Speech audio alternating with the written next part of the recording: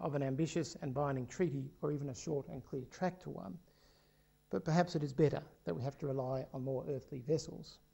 For reasons I hope I've explained, you can take a glass half full approach to the current global climate realpolitik, not just because it's the only one we've got, but because the actions emerging are significant as we come out of the shadows of Copenhagen.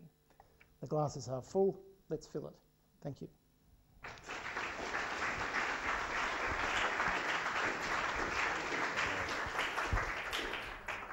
Thanks very much, John. Look, it's a wonderful contrast to hear an optimist, because being foreign policy scholars at the Lowy Institute, we tend towards the pessimistic side. So it's a relief and a nice change to hear that. Let me ask you though, I'll talk a bit more about your speech at the end, but let me just kick it off by asking you this question.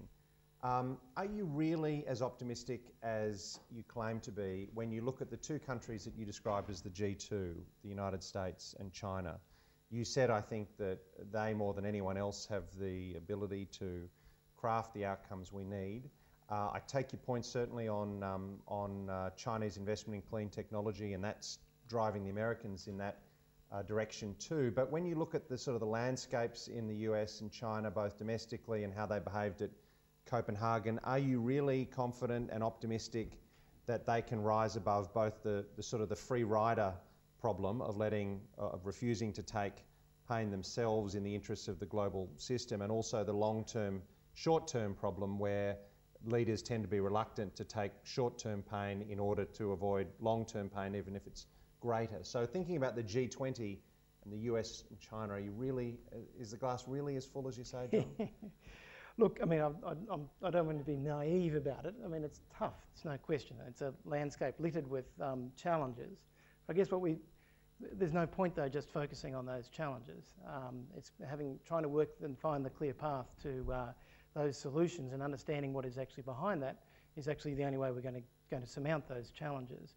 But no, I mean, there's all sorts of difficult obstacles and things that can fall, but I think it's important though to at least understand the wells from which we will draw to actually fill the glass. Mm-hmm. Mm-hmm.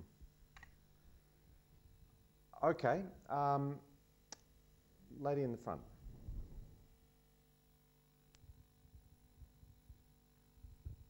Thanks very much. It was a great presentation. I want to ask you where you think the Australian electorate sits in this debate.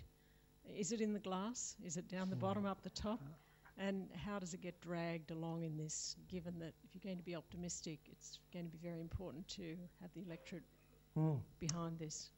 That's a very good question, and we're having a bit of a look at that right now, in fact, and so we'll actually literally in the middle of some research about what Australian attitudes are, and we'll release those probably in a month or so. Give us a hint, John. But well, let's look to some of the other polls that are out there.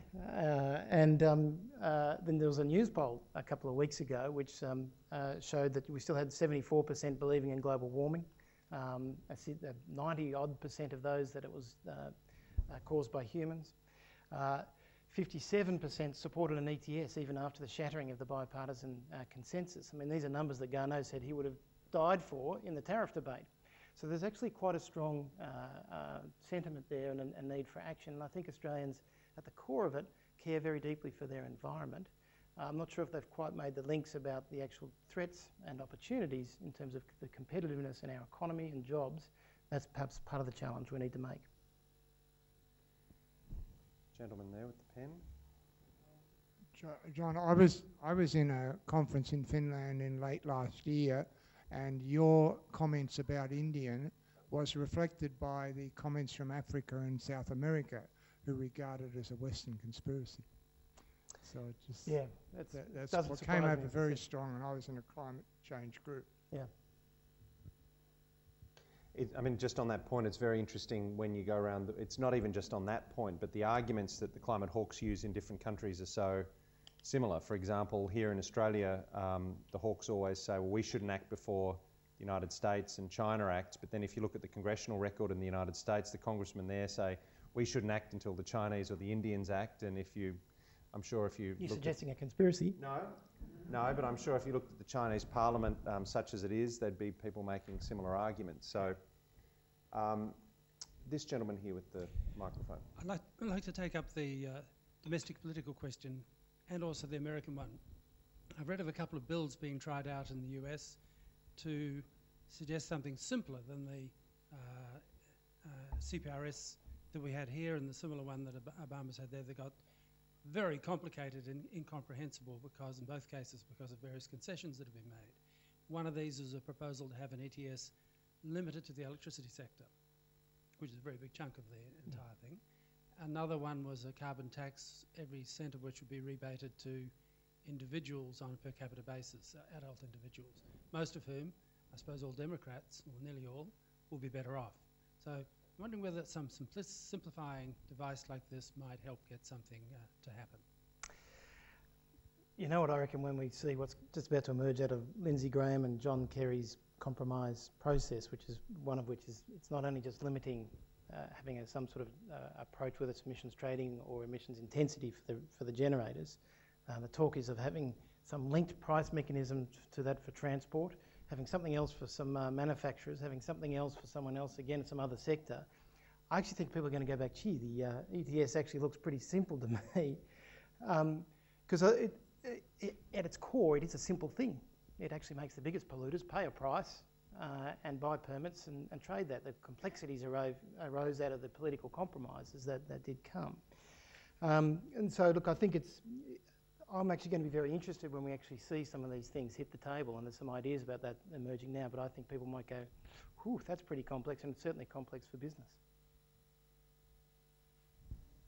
While we're waiting for the next question, let me press you a bit on China, if I can, John. You were very even-handed in your dealings on China, but tell us a bit about the atmospherics in the hall around some of the snubs to Obama and the muscularity of Chinese behaviour, because of course this goes much more widely than climate change policy. I mean, we're starting to see this on a range of different foreign policy issues. So did it jerk people's heads back that they were behaving in quite as forthright a manner in which they did? I mean, one can imagine what the Chinese reaction would have been if President Obama had done some of the protocol sort of snubs to their Prime Minister that he did to Obama. So what was the atmospherics in the hall about that?